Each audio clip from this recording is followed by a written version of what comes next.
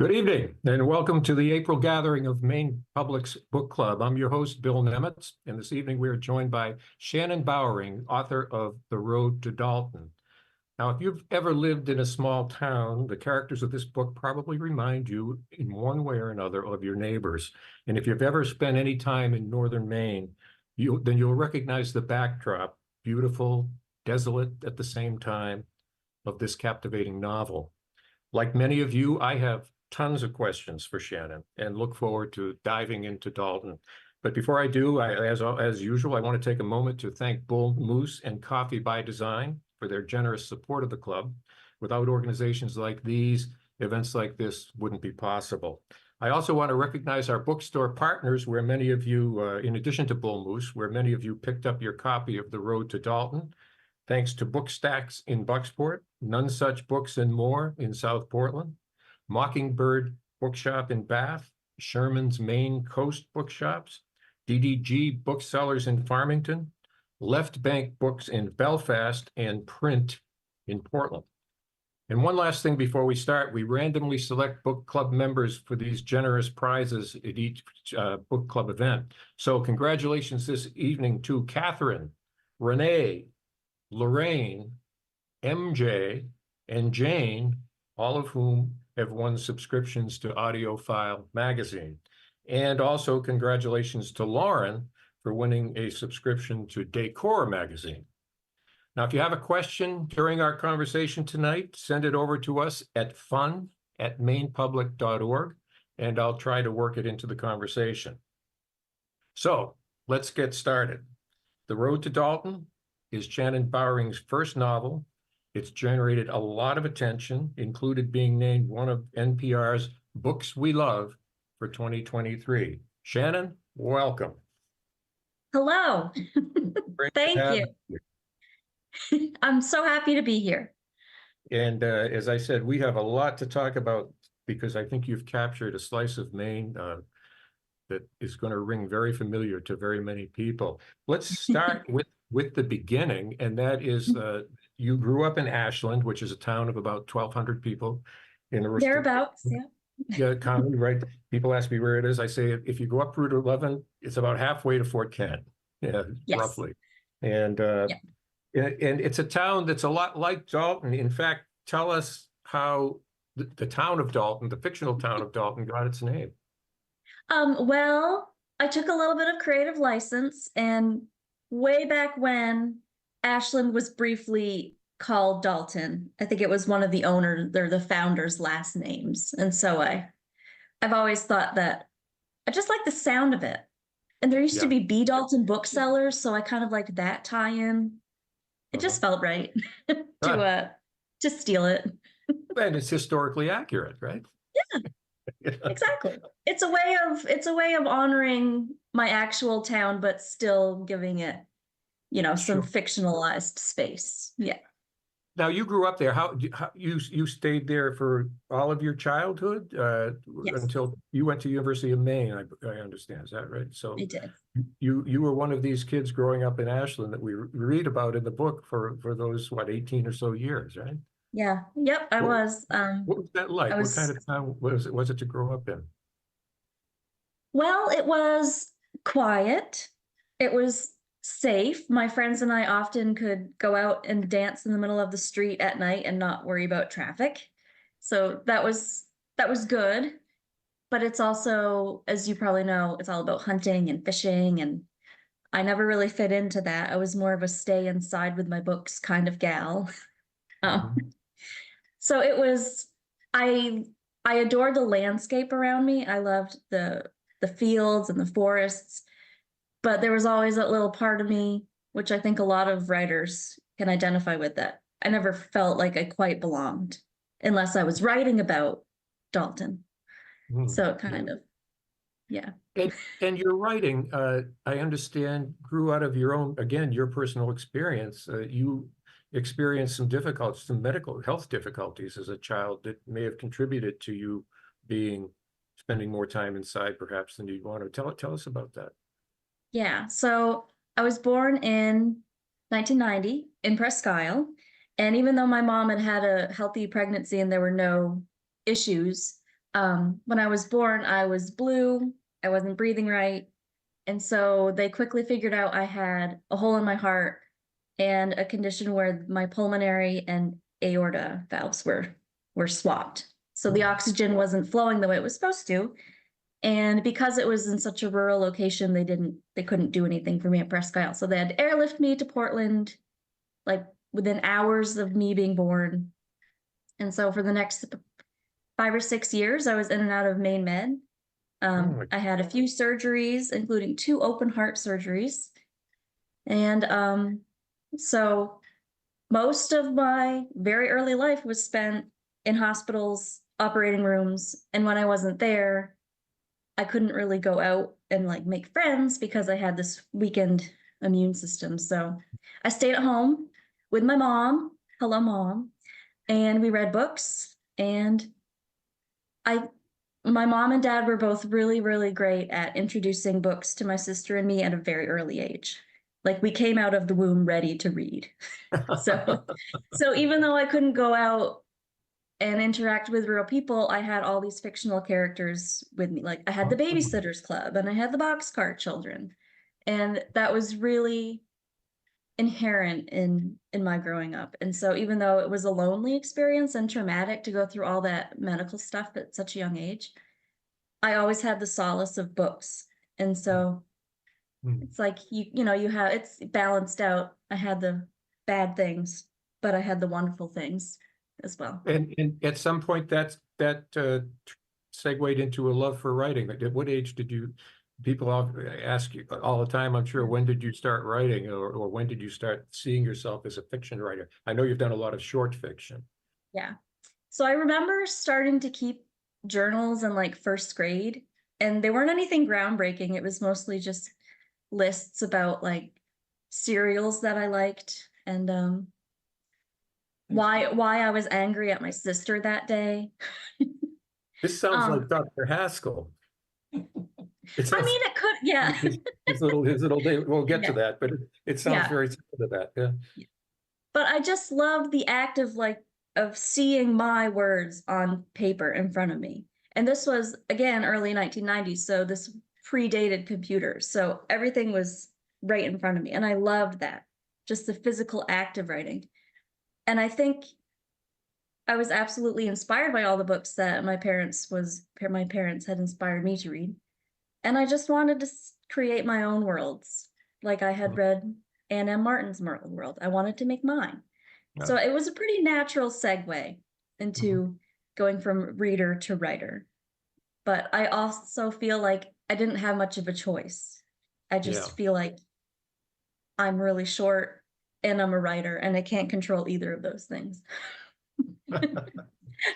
Well, now this is your first novel, and congratulations on that, by the way. How did it come into being? Is this like a moment of inspiration, or was this years of little pieces coming together? At what point did you realize that probably terrifying moment? Oh my God, I have a novel on my hand. It's like having a big fish on the end of your line. What am I going to do with this? When did that happen? So I knew forever that I wanted to write novels. And so it was always kind of what I was working up to. But I was writing, as you had mentioned earlier, mostly short stories from the time, probably when I was a teenager, I started writing short stories. And then I would place a lot of them in this fictional Dalton, which the landscape was real, but everything that happened there was imaginary. And probably by the time I was in my early 20s or mid 20s, I started thinking that I had enough little pieces of short stories featuring Dalton that I could bring them together into a linked collection, kind of like Winesburg, Ohio, which is one of my absolute favorite books, or Olive Kittredge, which kind of blends the line between novel and fiction collection. So I knew I wanted to do it. And Nate Thoreau, the cop in The Road to Dalton, kind of came to me when I was 25 and wouldn't leave. He was just kind of ambling around with his gangly limbs, not really knowing what was going on in the world, but he was so sweet. And I really wanted to explore that. And so when I started in on my MFA at Stone Coast when I was 30, we needed to focus on a thesis project. And I decided now's the time to bring my Dalton pieces together into a collection slash novel. Oh, So that's how interesting. it came to be. Yeah. Yeah. Just curious, was Nate, and this is probably true of other characters, was Nate somebody who just appeared in your imagination? Was he based in part on someone you actually knew? Combination? He's not based on anyone I know, but as I got to know him more, I realized he has a lot of the attributes of some of my favorite men, like my husband, my brother-in-law, my dad. So he just kind of possesses the best of Yeah, all the he men is I know. really the all-around decent guy, that's for sure, He's, in so many ways, and he he is. especially He's just, given everything he goes through. Uh, yeah. I'm gonna cut to an audience question here because I think it's pertinent right now, and that is that uh, this audience member says there is a resilience in these characters despite all the challenges they face, and it seems there is always hope that these problems and challenges will be overcome. Is that the author's inherent belief or her life philosophy? I guess they're asking, are you an eternal optimist? No, but I do think that we possess a lot more resilience than we think we do. And I think that in small communities, small isolated communities like this, I think they tend to get written off. But I think that if you look hard enough, you'll find a lot of resilience in members of small communities. I'm sure everywhere, but I've observed it in Mainers, and you probably have too. We're scrappy folk, you know. So I just, even though I'm not optimistic in general, I do think that I hope I myself possess some resilience after all I've been through, and I like the idea of being an optimist, even if I can't quite make myself one. And another thing, we look out for our own, which is something that I think is you find accentuated in a small town, despite all the different characters and different agendas and secrets, which we'll get to.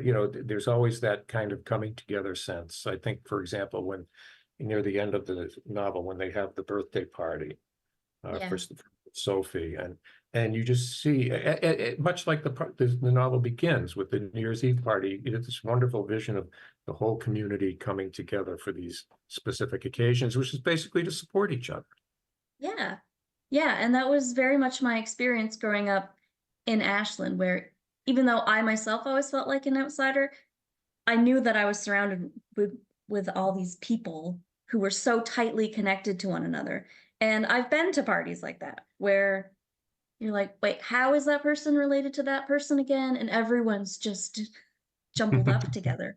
And everyone Yeah, does come together, even though not everyone disagree or not everyone agrees with each other all the time. There is right. that sense of togetherness and helping Yeah, each other out. yeah. I'm going to go to another audience question. A person writes, it seems like every character has or had secrets. Does the author feel that it is common amongst everyone? And if so, what does that say about all of us? I think we all have secrets, don't we? I, I'll I mean, never I tell. know that, yeah, exactly. I think that inherently, no matter if you live in a small town or a big city, you've got at least one thing in you that you're not willingly sharing with everybody else. And I think that for the people in Dalton, that's that's what's the word I'm looking for? That's emphasized by the fact that they're in this very insular community, and it's 1990, and one might argue it tends to be a conservative town where you're not encouraged to share your emotions. And so I think it's natural for the people in Dalton to not want to share with the world. Trudy's not going to go out and say, I'm a lesbian, because Right. it's 1990 in rural Maine. And even though you have the support of your community, there are things you just don't talk about. And when I was growing up, even though I had the support of everyone around me, we didn't talk about the mental health impacts of all of the medical stuff I went through.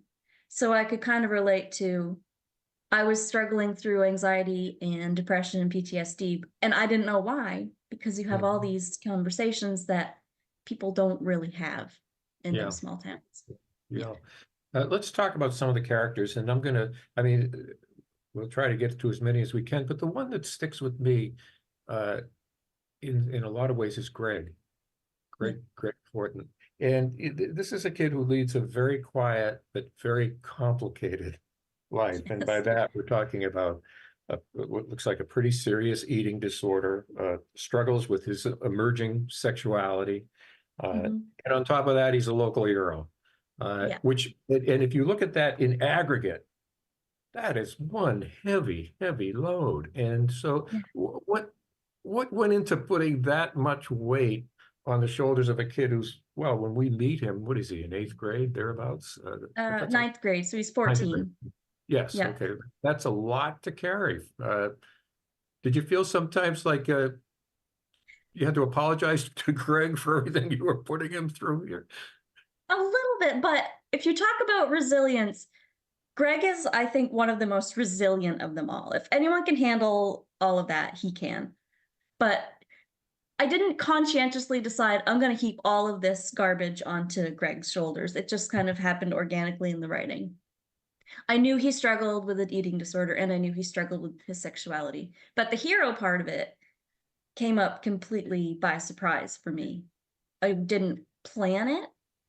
I just knew that he went to this, he would be at this awkward ice skating party and something would happen. And that something that happened was he had to save one of his crushes from the river. And it was extremely awkward for him, as it probably would be for anyone. And but it was such a gripping scene. I mean, I was, it's one of those moments when you're reading a book and you, at least myself, I literally no longer am seeing the words. You know, I'm seeing, I don't want to be so trite as to say it's like watching it on the screen, but that's how it felt. You know, it was I just, appreciate that. oh my God. You know, and then when she starts to go under and he grabs her by the belt, and it's like, I mean, I won't say I was on the edge of my seat. I was on the edge of my bed, put it that way. But that was that again. I kept thinking, oh, I wonder if growing up, somebody almost drowned in her town. But this, I'm starting to get an appreciation for your imagination here. That just came to you that way. Yeah, I feel like some of the best moments happened because I didn't plan them. And when I'm writing, I always try to leave room for the characters to surprise me, because I want to treat them like real people, because to me they are, and real people surprise you. And I feel like when I'm reading books by other authors, if I'm not surprised by the characters in some way, I'm just not invested in it. And so I like to leave room for the characters to come in and say, oh, you think I was going to do this, but actually I'm going to do that. And if I can stop being stubborn and actually follow along with them, the outcome is always far better than anything I originally thought might happen. Especially when he leaves, it's Henry, I believe, correct? The other guy. And, you know, Henry's frozen solid watching this unfold. And you know, if it were the stereotypical situation, Henry would go to the rescue. And that was the disconnect. Oh my God, Nate's not, I wouldn't expect Nate to do this. I would have expected Henry to do this. So it was, it caught me off guard. Also, speaking of things not being as they appear, let's go to Nate and Bridget, who are really kind of strike me as kind of the central thread of the book. And from all outward appearances are embarking on the perfect life. You know, buying the rundown house, fixing it up. Nate's the local cop. I mean, you know, what could possibly go wrong? And then some things go terribly wrong with a very severe case of postpartum depression and ultimately Bridget taking her own life. In your mind, why didn't Nate see this coming? I mean, it's happening in plain view right before his eyes. He's not a closed off kind of guy. I mean, he seems to be attentive to the world around him, yet he didn't see this coming. Why not? Well, I think part of it is that Nate is open to other people and he's interested in other people, but he's very naive. And so he sees the best in people, because I love Nate very much, but he does lack in imagination. So if someone presents to him as happy and content, he kind of just takes it on face value. Because as I mentioned earlier, he has a lot to learn. So I feel like that's part of it. And this is just the life he's always dreamed of with Bridget. And I think that it's just never crossed his mind to imagine it could be anything less than perfect. And I think if we go beyond Nate and we look at the broader, perspective, I think we all know someone I shouldn't speak for everyone. I know of 2 people from my hometown who did take their own lives and none of us saw it coming. And you always hear that, you hear about, I didn't even know they were struggling. And so I feel like it speaks to this bigger conversation where mental health is still stigmatized, and particularly in this place and time, people aren't going to recognize if someone's struggling so deeply. And Bridget didn't ask for help because she would have, she didn't want to feel stigmatized or pitied. And so I feel like you have a lot of different things going into it. It's a really complex issue, and it was difficult to write.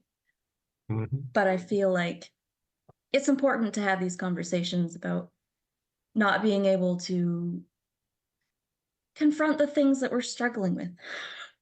Yeah, it's interesting. Again, this as they are kind of the central figures of this story. Bridget's death is kind of the seminal event around which everything subsequently revolves. And I know in my own career, I learned very early on that when you're writing about suicide, people taking their own lives, you need to tread really carefully. And sometimes I learned it kind of the hard way, because there are language choices that matter. There are all kinds of things that matter. And one thing I learned over the years was that mental health professionals, while not saying you should never talk about this, advise real caution. How did that weigh heavily on you as you decided this was going to be that nucleus for my novel? Absolutely. I didn't take it lightly, but it was one of these things where when Nate appeared in my mind when I was 25 or so, Bridget came right along after him. And I've always known that she died really early into their marriage. And I had an idea how and why, but it wasn't until I actually started writing this book that it happened. So she's one of the characters that, on one level, I knew she wasn't going to survive through the novel, but on another, she surprised me by what happened. And I wrote Bridgets Chapter at a really difficult time in my own life, and so it was rough, but I feel like it's essential. I mean, what happens with her changes everything. It's going to call all of the characters' decisions and secrets into question, and it's going to launch Nate into this new phase of his life where he has to confront the fact that not everything is as perfect as it seems in this little idyllic town. He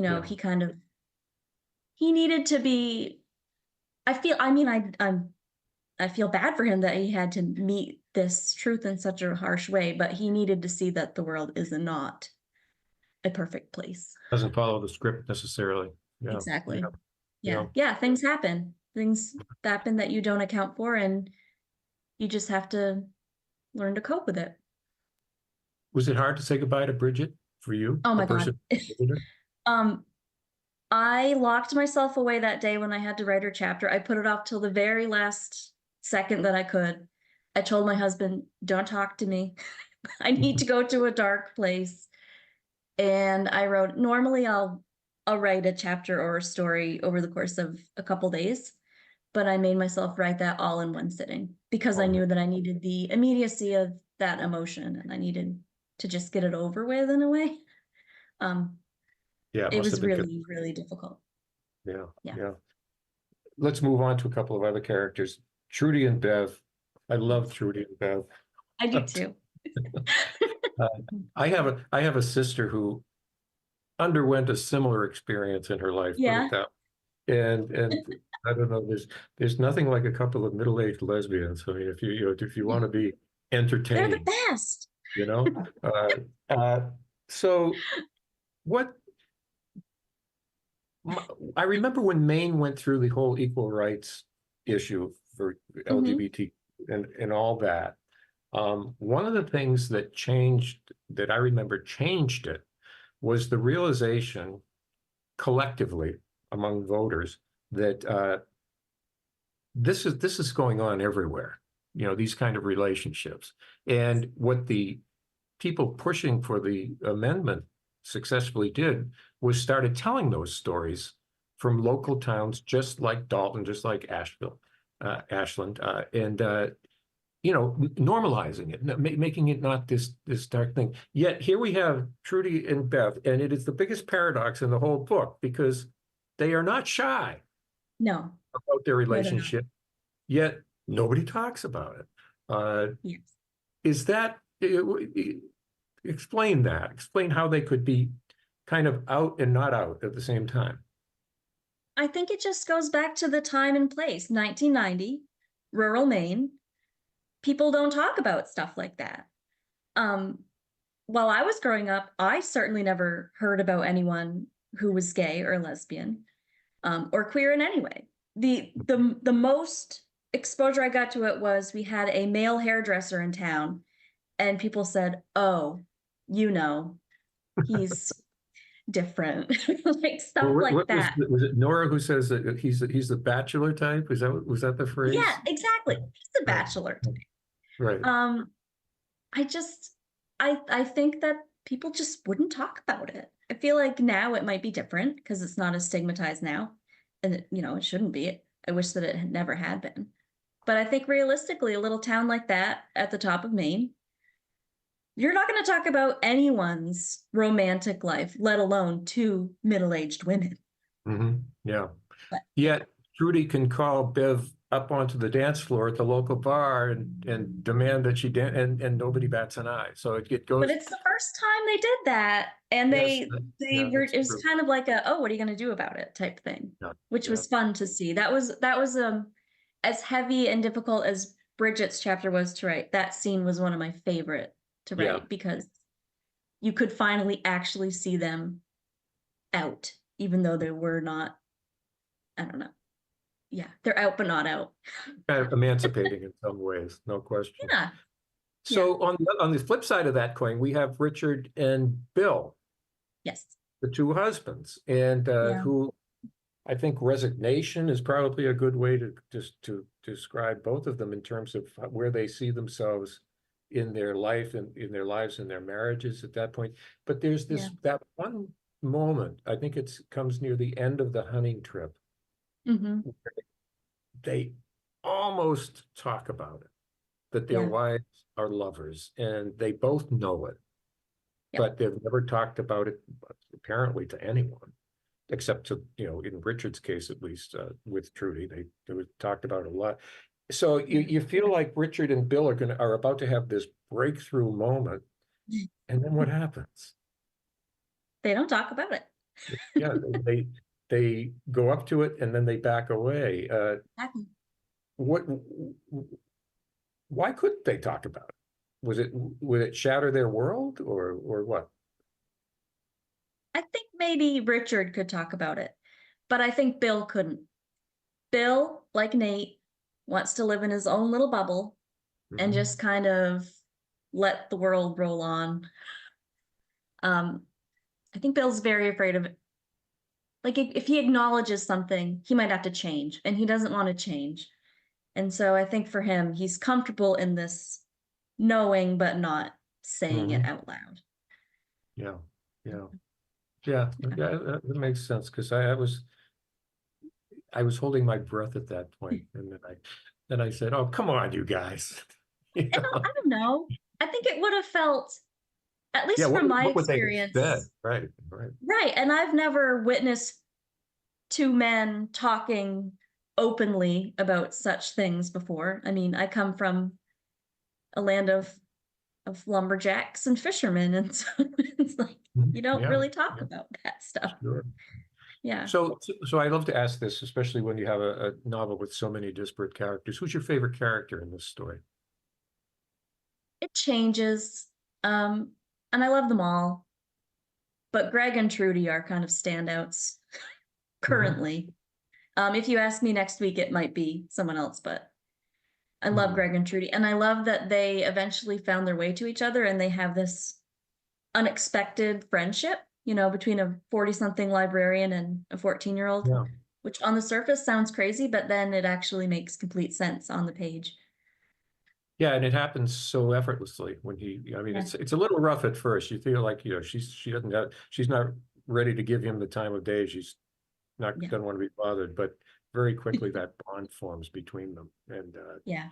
she becomes in some ways a lifeline for him, you know. Absolutely. And I think he for her. I mean, she and Richard chose gladly not to have children, but I think that she is very motherly in some ways. I think that she was Nate's surrogate mother, and now she kind of takes on that role for Greg too. Yeah. Um, but I'll flip the question. Who's your least favorite character? well, that's got to be Tommy. I was going to say it's kind of a no-brainer. He's Yeah. he's um he's bad news. So Tommy represents kind of that black hole, Yeah, everything that is scary and dangerous and to be avoided yeah. in the northernmost reaches of Maine, kind of Well, personified Tommy Merchant. not specific to Maine, but it's like in a small community, I feel like most of the other characters represent the best that a community like this has to offer. Whereas Tommy is, I wish I'd written him a little bit differently. He's a little too one-sided. Um, but I think that my intention was to kind of distill in him poverty and abuse and drug addiction, all of the bad things that also exist in a community like this. Um, but yeah, if I were to go back and write that again, he would have a little bit more dimension. Well, there was one thing about him that was kind of not expected, and that was when Nate beats the pulp out of him. Mm.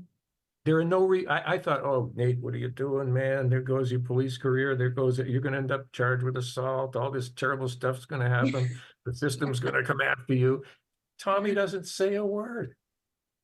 Why Yeah. would, and that struck me as interesting because rather than take revenge through the system, maybe he's so antisocial that he can't, but he simply disappears. Maybe he's worried about his own future. Well, all I'll say is I am currently writing a third book, and maybe that gets explored further. Ah, okay. Okay. Yeah, We'll get to that too. That's good to I'll know. just leave that out there. Okay, there was another, I thought this was a very insightful question from an audience member who read a review online that said that the quote, the land feels like a character itself. And this audience member wonders if you agree with that, and if yes, why was that an important element to explore and build upon the landscape? Because, and I agree with that observation. It in very many ways determines the course of the story. Why was Yes. that so important to you? Well, yes, first of all, 100% Dalton is its own character. And I think in any small town, if you grow up in such an isolated environment like that, it inherently shaped you as a person. And so much like Winesburg, Ohio, and informs all the characters in that book, I think that the people of Dalton wouldn't be the people they are without Dalton. I feel like it inspires and motivates all of their actions.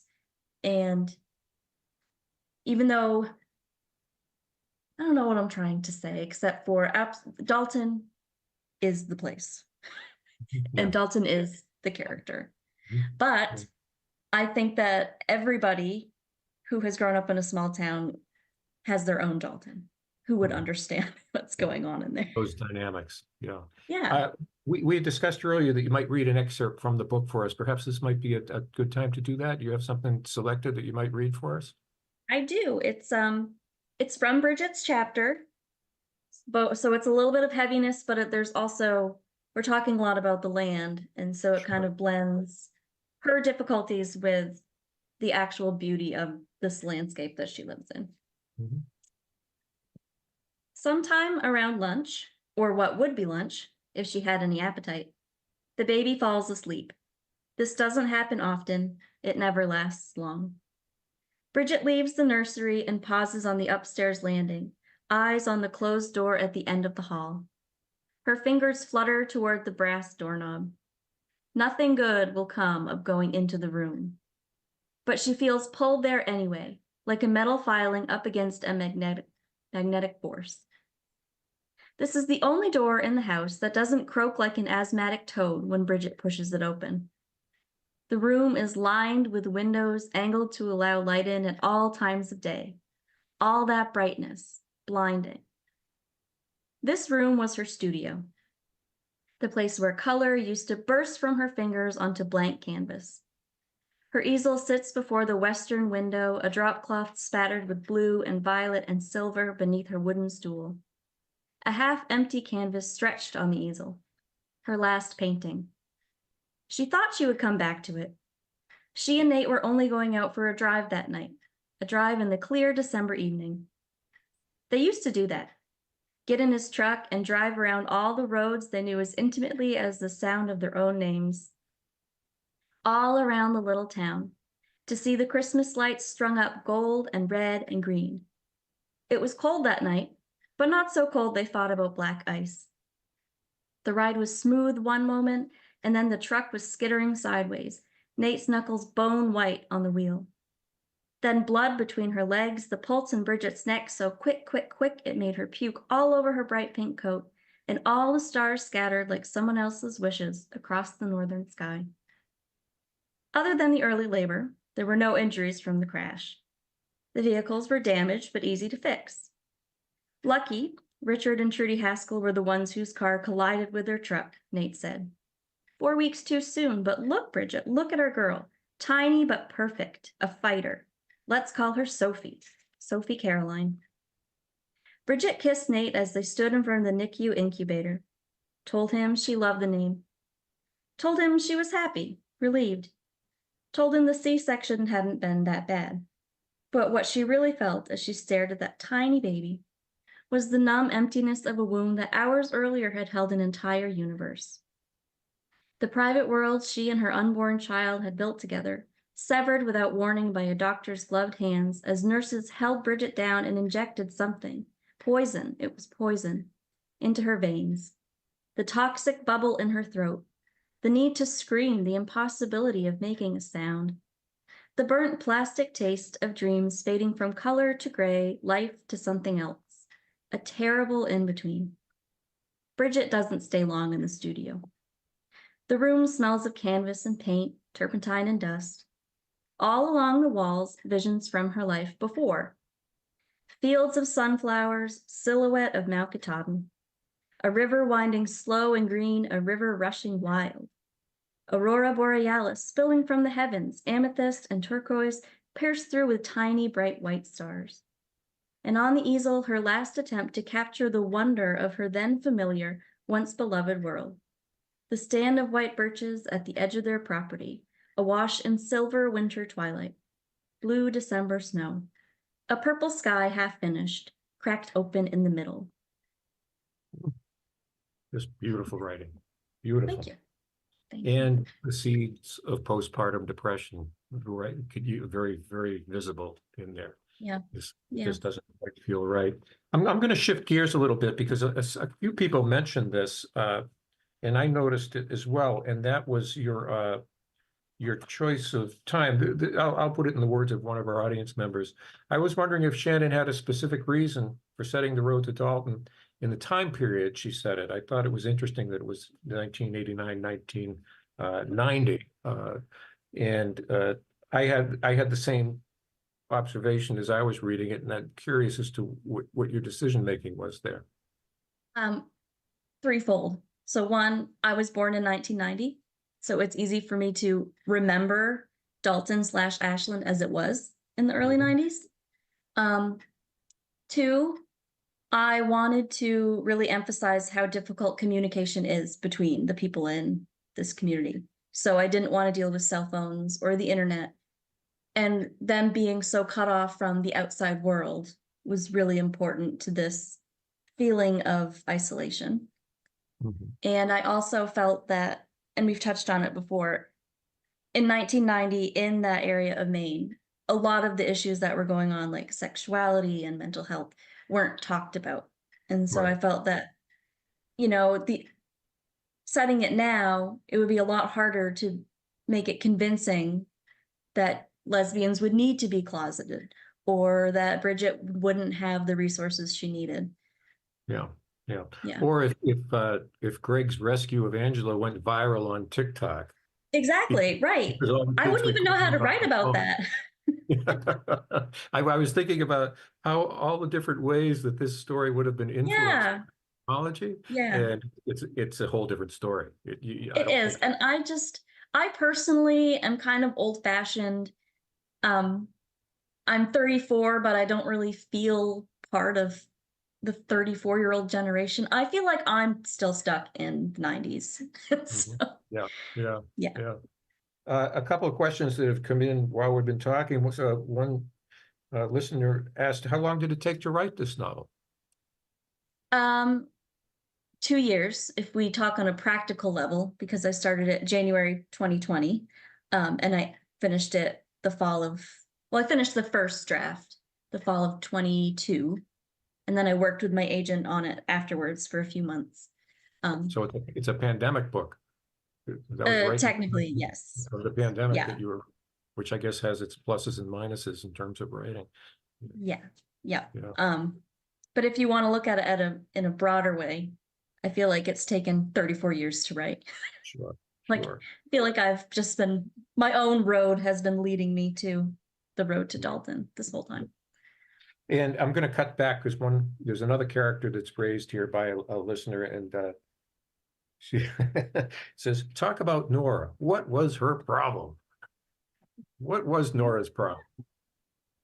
Nora is of an older generation who, whether we like it or not, has a lot of bias. And we've probably all met some people like this in our lives. And so I just thought, let's add some color, which is not politically correct in the least, or pleasant, but realistic. That's Nora. Every town has one, right? Every town, every place. Yeah.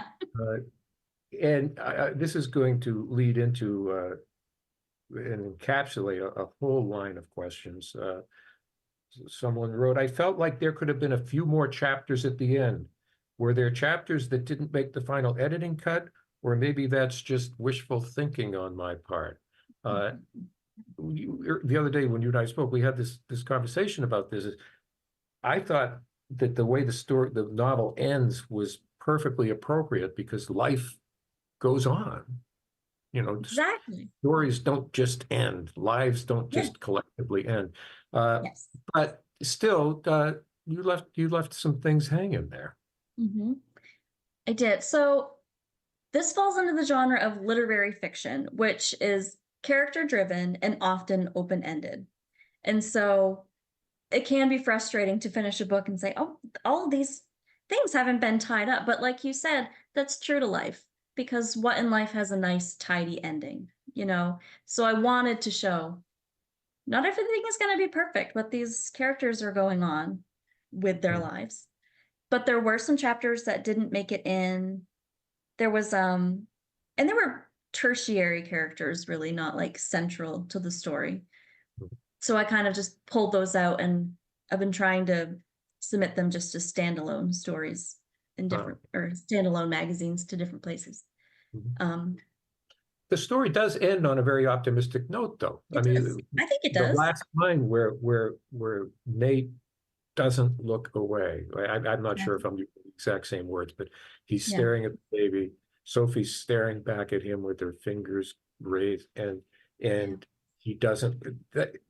The fact that he doesn't look away is such a powerful statement and such a Yeah. turning point, I think, in his life, Yep. uh, that it kind of propels you forward. Yeah, I agree.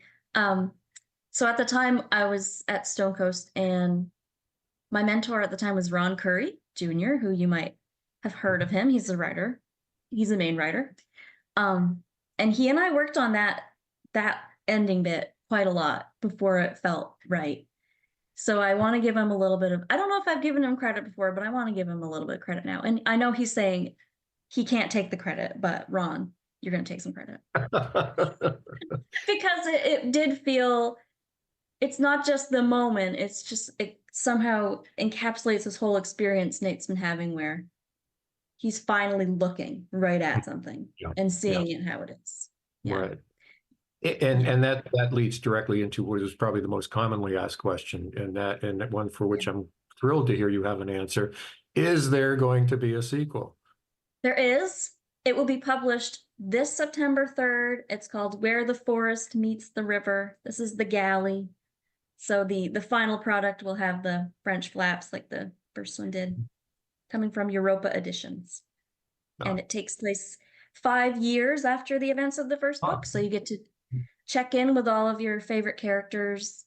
There's a couple new ones, and Greg gets a lot more of a voice in the second book, as does Rose, which I thought was you know important. what? I was just going to say, I'm not going to do any, I don't want any spoilers or anything No like that. spoilers.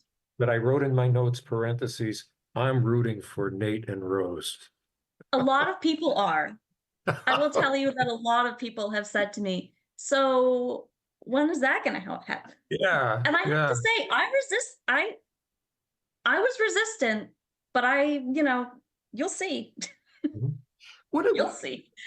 now you've done it, so you can tell me about the experience, but it, is it a particular challenge to write a sequel? I'm thinking, for example, about what we'd call character development in the initial novel, and I guess what we call reintroduction in the sequel. When you do a sequel, were you operating on the assumption that people had read the first book, or did you have to accommodate those who perhaps were picking up the sequel for the first time?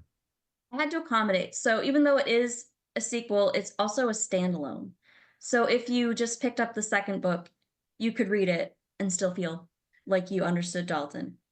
And you could just read the first book and feel like you understood Dalton. But if you read them together, it enhances the whole story. So it was a little bit challenging just to balance that line where you don't want to give too much backstory in the writing because it takes you out of the scene and the tension. But I worked with my agent a lot on just like getting that right balance. Yeah. And I think we've done it. I think that we've made something where it could be its own thing or a complement to the first one. How's this book playing in Ashland? The second one? Oh no, the first one. Oh, the first one. The first one, it's good. Everyone there has been really supportive of me. One of my favorite author events last summer, we went up to my hometown library where you, by the way, you live in Bath, I believe now. I live in Bath right now. Yes. Yep. So we went up to Ashland. We went to the Ashland Library, and it was so cool to see like a lot of my old teachers came out and some of my old friends. And it was so nice to just say, hey guys, I wrote about our town and our little town that no one cares about except for us. And people have been really encouraging and supportive. And so I hope that they like the second one too. Nobody's trying to connect the dots and say, oh, this was this person, this was that person. Everyone is. Everyone is trying to do it. And I have said many, many times, all of the characters are completely imaginary. All of the events are made up. But once I, as a writer, put my stuff out into the universe, the readers are going to take from it what they want. Right. And I can't control that. That's right. That's right. But I will say, once again, all made up. It's like the disclaimer at the end of Law and Order, these Well, that's your story and you're sticking to it, right? That's right. No, it's true. Yeah, I am good. We only have a minute or two left. And Yep. again, I just want to congratulate you on an extraordinary first novel. I mean, this was, Thank you. I just, I always make it a habit of, as I told you, of finishing the book just before the book club meets. And I just couldn't put it down the past few days. It was just a wonderful experience. So thank you for that as a reader. It was really enjoyable to digest. I'm going to have you put on another writing hat here, and I'm going to read a note that we received from Cynthia. I hope I'm pronouncing your name correctly, Gray, or something close to that, from Hiram in New York City.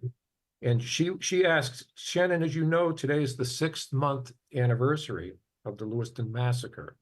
You were one of 11 writers whose short stories were selected for Maine Character Energy, an anthology of stories written by Maine authors that was compiled to honor the victims in Lewiston, the tragedy, their families, all of that. Could you tell us more about the anthology, its purposes, and your participation in that project?